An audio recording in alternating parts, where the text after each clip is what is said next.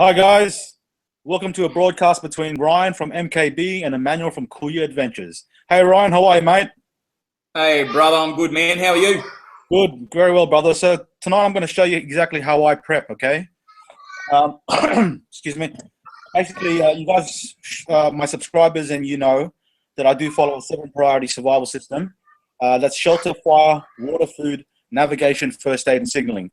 Okay, this is a priority system that I put together myself using the Core 4, and for years now I've been using it for studying, survival, prepping for adventures, and basically everything to do with the outdoors, building kits and stuff like that. Okay, so on the table behind me is a kit that I've just put together. All right, it's a very light kit. It's a very light kit. I haven't weighed it yet, but you can see there's not much items there, right? Geez, it's very slim, Emmanuel. There's not much, mate. Yeah, I haven't decided what pack I'm going to use. Probably my 35-liter day pack will do fine. But basically, okay, guys, I'm going to just go through the priorities. Like I explained, 7 priorities: shelter, fire, water, food, navigation, first aid, and signaling. So the first priority is shelter, and a cutting tool is essential for shelter building. Regardless if you're using tents, tarps, whatever, you need a knife to cut string, right? So the tool I'm using is just the Wenger Ranger 90. Okay, it's a multi-tool with an extended blade, extended cutting edge. Used to only go to about there, but then I got it extended by RDP Project. Done a very good job, great edge, and very, very sharp. So I've also got like pliers, metal file, can opener, saw, and an awl. All right, all of them are very useful tools in the wilderness. No useless items in this multi-tool. Ryan, what do you think of that? Emmanuel, why the Wenger? Why did you go the Wenger, brother? Why not a Leatherman's or something like that? Well, basically, I've been using this Wenger for 3 years, and it's never failed me. It's always done me proud, and I can depend my life on this tool, this multi-tool. Yeah, basically, it's proven to me it's a quality item and everything that I need. Okay. So also for shelter, I have cordage, a bag of cordage, which consists of paracord and hoochie cord. Can you see that okay? Yeah, that's pretty clear, mate. It's pretty clear. You can see what it is. Okay. Okay, so cordage. Hey, Emmanuel, how much cordage do you carry, mate? What do you reckon's in there? Ooh, geez.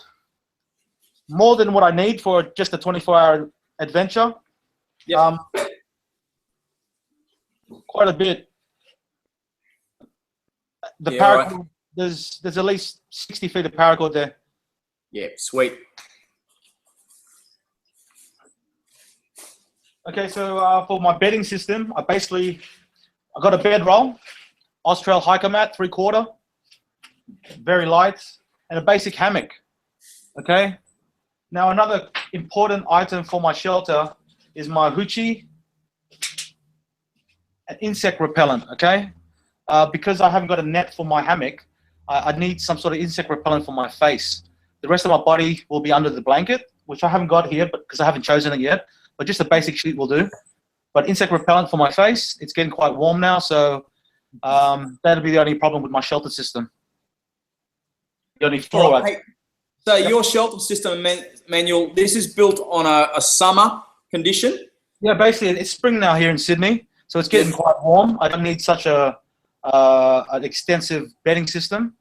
So just the hammock and the blanket, that'll do fine. So how do you, when you've strung your hammock, I often will spray, you know, my Bushman's or red is what I use onto the actual ropes and strings so I don't get any nighttime visitors. Do you do something similar? I do. I definitely do that, especially in some particular areas where I can see clearly there's a lot of insects. Yep. I should mention I do use red. Okay. I used to use Bushman, but I found red has other things in it like let me just read it. It's got chamomile and vitamin E in it as well, and it works just as good as Bushman. So I find it's better than Bushman in my opinion. Well, if it's got vitamin E in it, mate, that's a major plus straight off. Yeah, and with the roll-on, I can just wipe my strings with it, and anywhere I think insects might crawl into my shelter. So what in your area, what insects is your, I'm just trying to get your thoughts behind it. What do you consider a problem? Have you got redbacks? Yeah, we've got redbacks, we've got funnel webs, and funnel webs are my main concern because they are very, very dangerous, like everyone knows.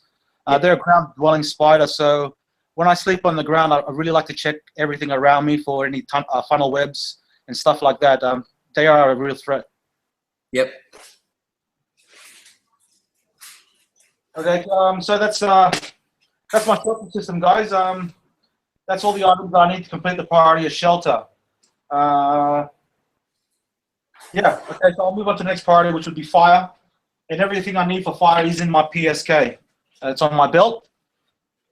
I don't want to go right into the PSK, but basically I've got tinders, I've got char cloth and a metal tin, so I can char if I need to.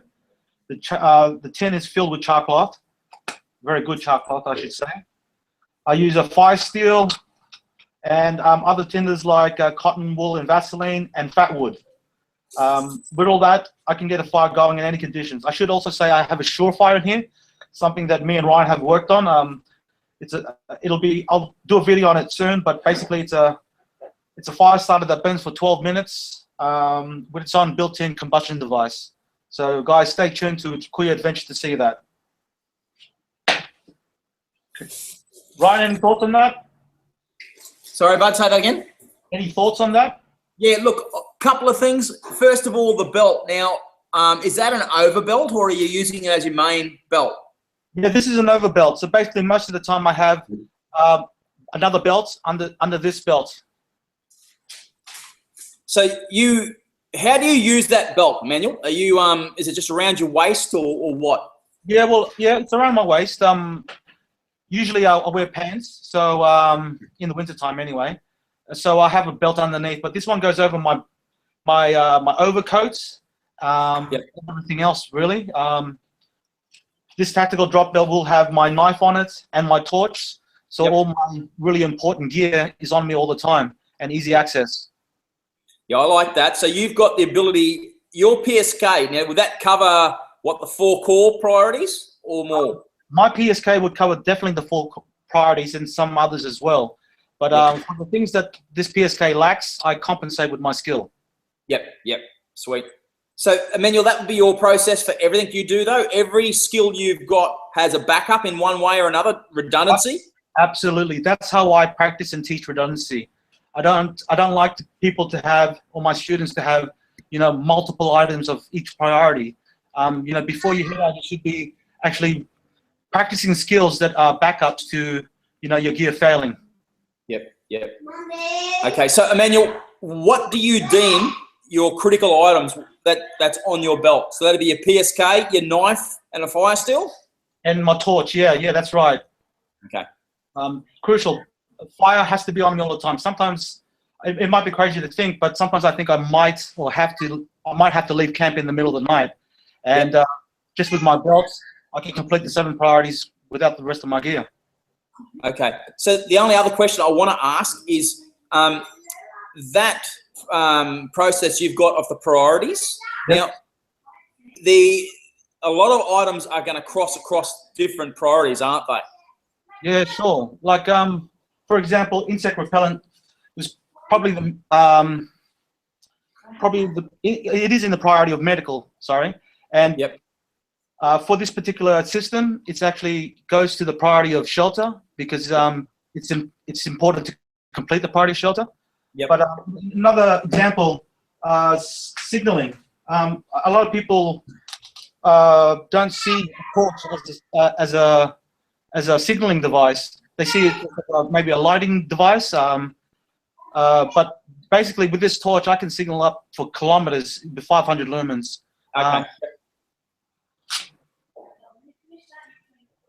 So I probably didn't answer your question very well. But no, I understand. I'm trying to get your how you think about things. and display that, because I can see that belt, like you've got a 2 or 3 layer process here. You've got your PSK, your first module, right? Yep. You've got the actual belt, your next module that adds on to it, and then you've got this kit.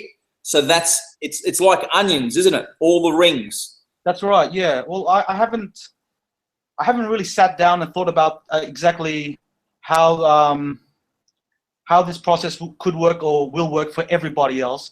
Yeah. I'm really just working out how it works for me, but it's definitely sound because I've been using it for 3 years, and Yes. it's never failed me in anything really. In packing for adventures, prepping for adventures, even prepping for survival situations. Like, for example, when I go to the wilderness, I like to use foresight to plan the camp. Yep. Sometimes I think to myself, things just might not go that way. So, I understand. you know what I'm getting at? Yeah, I do, and I can understand exactly what you're saying. I can actually see, Emmanuel, that the 7 priorities is just it's a built on. Everyone knows the 5 C's of survivability, Yes. but they're incorporated into this process, aren't they? Yeah, absolutely, yes. Well, Yeah. I should mention that I did read a lot of army manuals and watch a lot of army survivalists. So a lot of my knowledge comes from them. Some army guys from like the UK and America. Sweet. Yep. Sorry, man. Keep on going. I'm distracting you. All right, no worries. Okay, so for the next priority is the priority of water, shelter fire water. Okay, so for the priority water, to purify my water, I use a Sawyer Mini squeeze filtration system. Okay, just a little basic one. I mean, it's good for 100,000 gallons. It probably lasts me my whole lifetime. With my billy to boil, if the water's really bad, and my canteen. Okay, this is Nalgene. Are you still there, brother? Gotcha, brother. Yeah, I just turned out the light. I thought I lost it. I lost it. Okay, so I've got an Nalgene bottle. That's a liter of water, and with these items, I can procure my water and take care of all my water needs. Now, the key part of this water priority is that I have for backup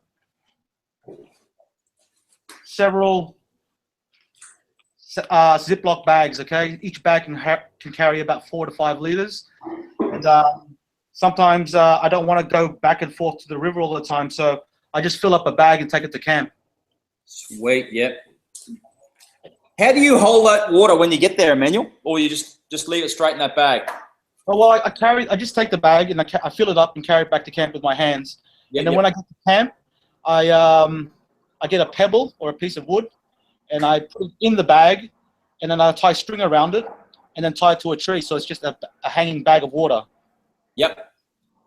And with the Sawyer mini filter, now how do you gather your water with that? How does that work for you? Basically, I take my canteen to the river. Yep. I put the strap around my neck like this, so it hangs just in front of me like that. Okay. Yep. So I bend down and I fill the bag up. Yep. Right. Bend down, fill the bag up, then attach the filter, open the lid, and squeeze it in. Now, I said it that way because I found from my experiences that exact routine is the best way to use the water filtration bag. If not, any other way, you're going to be bending your back much more. Much more times. Sorry. Yep. I like that idea, mate. Thanks, man. Yeah, thanks. I had to work it out. I was making a lot of mistakes before, and several times I thought to myself I was dripping water into my dirty water into my canteen. So when it's in front of you, you always want to have the bag slightly in front of the canteen. Yep. That way it drips it straight down and not into your canteen. Sweet. Yep. Okay, so that's the priority of water, shelter, fire, water, food. Now, for food, I've got my billy can filled with 24 hours rations, which consists of noodles and tuna. And then I've got some Hexamite and an Esbit stove and a chain for the billy. And I also have a cup. So on the billy for my eating, that's my plate. Okay, it also acts as a double boiler too. So Yep. I can get creative with my food, I guess.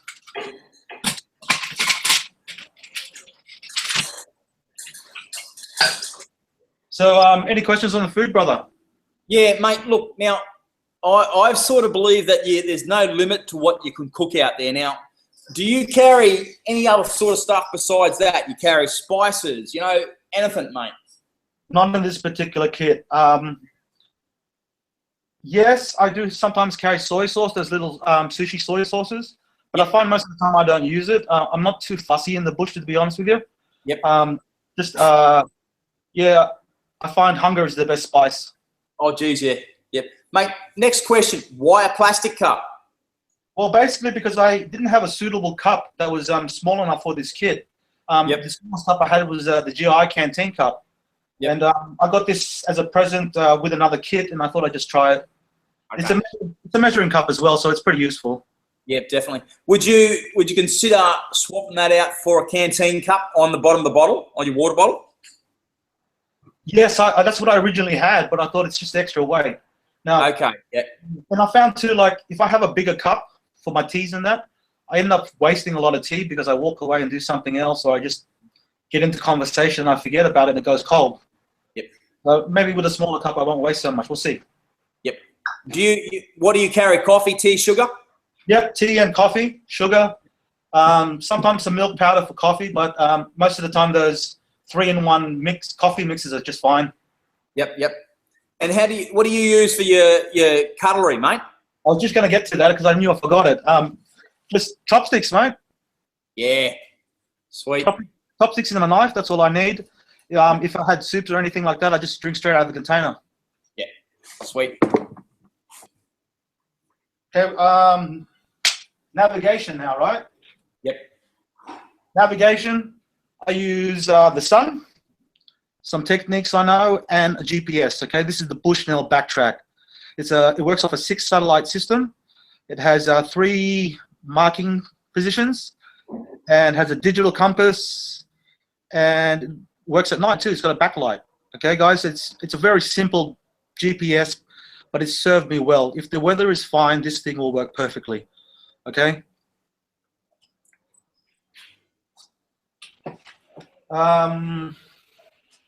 So for navigation, I also sorry. I'm talking over you again, brother. I'm sorry about that. With navigation, now you said it's got a digital compass. Yes. Do you consider the GPS is more important than a compass, or what? How do you think? Well, I think for the modern day adventurer, a GPS wins hands down all the time. Yeah. Especially if you get a good one, you know. Yeah. Yeah, it's just straightforward, and in a survival situation, a stressful survival situation, a GPS would just be simple and easier to use than working out a compass and bearings and all that kind of stuff. Because you're not using, you obviously know the areas you're going to. You're not taking a map. That's right. That's what I wanted to lead into. Like, for me, it's vital for an adventurer to always look at the area before you go to it. I use Google Earth, and just by that simple 10 minutes of looking at the area, I know what landmarks are around the area. I know if there's a mountain north or a river east, a road west. You know what I mean? And I think that key practice will save your life. Definitely. Pre-thought, pre-planned, you know? Absolutely, absolutely. Okay, I think that's navigation in a nutshell. Okay, so for first aid, I am real big on first aid kits. What I mean by that is that I will never break this first aid kit down, okay, to make a minimal kit. This comes the way it is, a full kit with snake bite kits, quick clot, different medications like painkillers. It also has 30 liters of purification tabs to purify water, some matches for emergency fire, et cetera, et cetera. Okay, so that's a full first aid kit. Mate, does it have an emergency blanket? No, but I have one in my PSK. Okay. Yep. Any other questions on Medicaid, on medical? Yeah, look, I'm big on medical, and I love to, I always carry more bandages than need be. Now, how many bandages you got in that kit? Two compression bandages. Yep, sweet. That's fine. Yeah. I also have betadine and wound gauze. Yep. Everything that I can think of happening out there in regards to wounds and injuries, I can take care of with this kit. Yeah. And obviously, gunshot wounds, I understand. Yeah, obviously, you've got your forethought. It's multi-purpose. Your bandages become your char cloth. You know, you've got all that versatility built into it. Cheers, brother. Thank you for noticing. Yep. Okay, that's medical. Or first aid, sorry. Now that's signaling left. Okay, so signaling is very simple for me. I know ground-to-air signals. I know how to use a signal mirror. But more importantly, I carry a 500 lumen OLED torch. Okay, this is the M20X Warrior, 500 lumens. It's very bright. Yeah. They're very bright. It's also got a aggressive bezel on it, so you could use it as a weapon. Okay, and I love taking this down to town because it's legal, and I know I'm very formidable with this. But sorry, for the priority of signaling, this could be key at night. You know, signaling aircraft and stuff like that, even people, boats. But for the priority of signaling, with the mirror. Ground-to-air signaling, ground-to-air signals, and my torch. I got it covered, I think. Yeah, you do, because you are. You know, one thing about the Australian environment is we always have the ability to burn a smoky leaves and things like that. Yeah, sorry, I forgot to mention. I know how to make signifiers as well. So signifiers is another tool that I use for signaling. Yep. So another part of signaling is my battery bank. Okay. So basically, it's the power for my phone, and my phone is a key part of signaling, the priority signaling. Okay. Yeah. That should be pretty self-explanatory.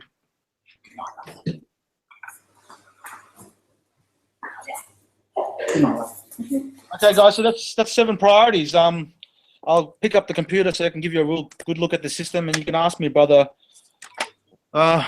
if there's any improvements you can see, any flaws you can see. Yep.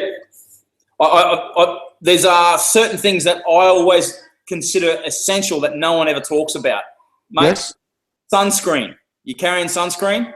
Mate, like I would if I was a white fella, but I'm pretty dark, mate, so I'm pretty good in the sun. Yeah, right. Pretty good. Hat, mate. Yes. Sorry, up here. My boonie hat. Sweet. Yep. That's part of the kit. Camp, original army one, mate. Yes, mate. Given to me by a very good friend, eh? Yeah. All right, mate. The only other thing I straight off always tell someone to carry is sunglasses. Protect the eyes, they protect you. Yeah, well, I have to admit to you, that's probably something I should be doing. Yep. Especially getting older now. My eyes aren't as good as they used to be. Oh, you poor bastard, mate. I used to wear glasses, but I stopped wearing them because I thought, I didn't want my eyes to rely on them. Yep. Sweet. Sorry, there's one item that I did forget to mention. It's my monoscope. That's very, very important too, huh? That's key, man. I actually think in Australia, because the type of environment we have, that any type of vision extender is a massive thing, man. I think so too. It's big, isn't it? Yeah. Yep. Just a spot movement, like a kilometer out, that could make all the difference in the world. Yep. All right, brother. So what do you think? Is that it? Are we done? There's not much else. Now, what's the thought pattern behind this? It's an overnight kit, one night. Sorry, I should have mentioned that. Yeah, this is an overnight kit. I'm going out this Saturday with one of my members called John. Really good, great guy, and he's a real good adventurer too. So we're going to have an adventure along the Georges River here. Yep. Mate, the only other things I consider essential are for extended stays, so I won't even mention those. Yep. I do think being in Australia, and it's getting to be a hot part of the year, and this year is being predicted to be a shocker. I would suggest you take some stuff like Gatorade, like salt replacement stuff. Yes. Because of that, that's that's one of the real quick, easy ways. If you're feeling low, your body's down, bang, it's a good, easy way of getting back. You're absolutely right. And I should mention, like, in previous camps, I Gatorade is one of the things for my food kit. Yeah, definitely. Yep, sweet. Now, I'd like to know about the is that stainless steel container, your billy, is that one of the Zebra? No, billies? it's not. Just a cheap knockoff version, mate. But it's pretty good. It's not as thin as some of the other ones. Yeah, because I'm looking at that, I'm thinking probably wouldn't mind one of those myself, mate. Yeah, it's got the versatility that you could actually, you've got the plate inside of it, and then you've still got the lid that becomes like a wok if you want to. Mm-hmm. Yep. Yes. Well, Now, I'll be perfectly honest with you. Like, I just got the billy the other day. A friend of mine gave it to me, and I haven't really used it yet, but I'm glad I got it. Yeah, bloody oath. It's a good looking little thing. Now, you're talking about the chain. I know what you're talking about. Explain that for us. How does that work, man? Okay, basically, the chain is to suspend the billy above the fire on a tripod. Yep.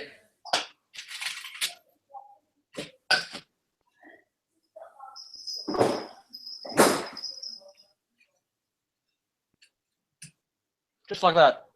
Yep, sweet, sweet. Now, if you're in the bush and you're suspending that, you're obviously using a tripod, like you said. Yes. What's the quick and simple ways to do that? How would you do it, man? A tripod? Yeah. Okay, basically, I've seen some other people do it, and the way I'm going to explain is it's not original, definitely not original, because I learned it, I can't exactly remember, I think probably TV or something ages ago. But basically, I get 3 sticks together, and I tie a piece of string, one wrap, okay? That's really important. One wrap around the 3 sticks at the top. Then I grab one of the sticks, and I spin it all the way around, so it brings tension around the other sticks. And then basically, I just spread the legs after that, and that's all I need to do. Okay, very simple, man.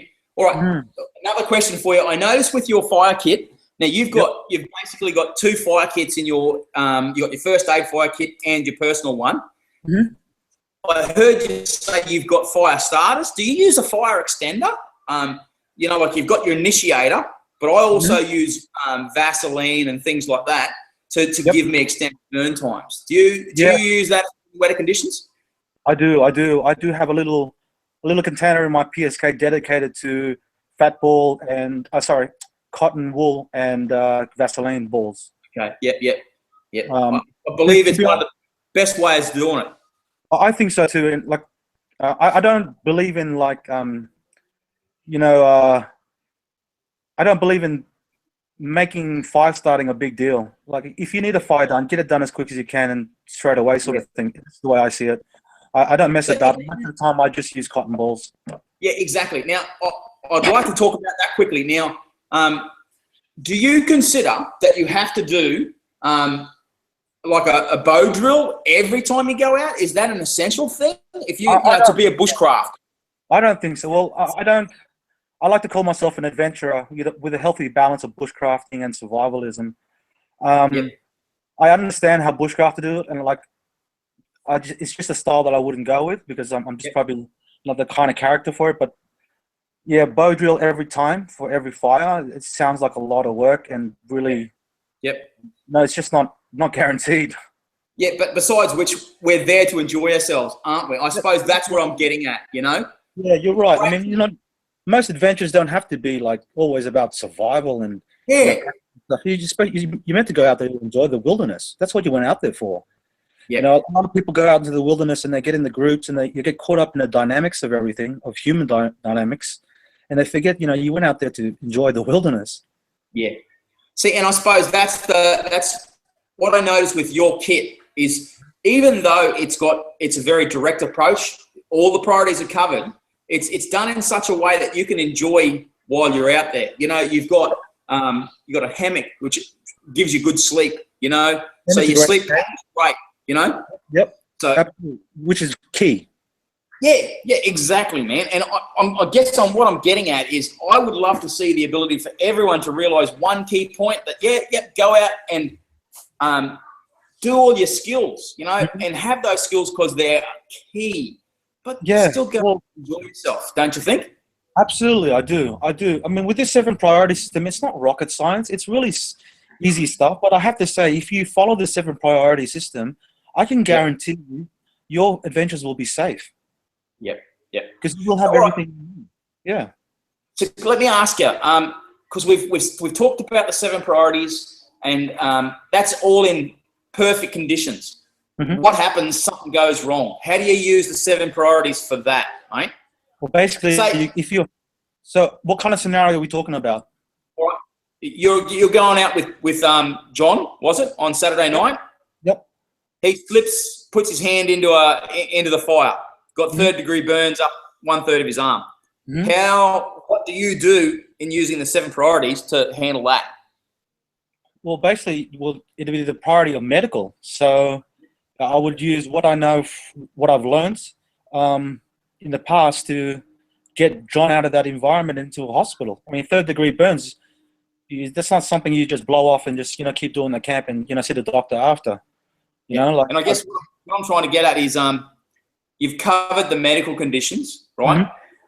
But you've got this kit built in such a way that anyone can use it. So even a person that's got no experience, if it was you that was hurt, a person that's got no experience, you could actually say, right, here's the torch, right? It's nighttime conditions.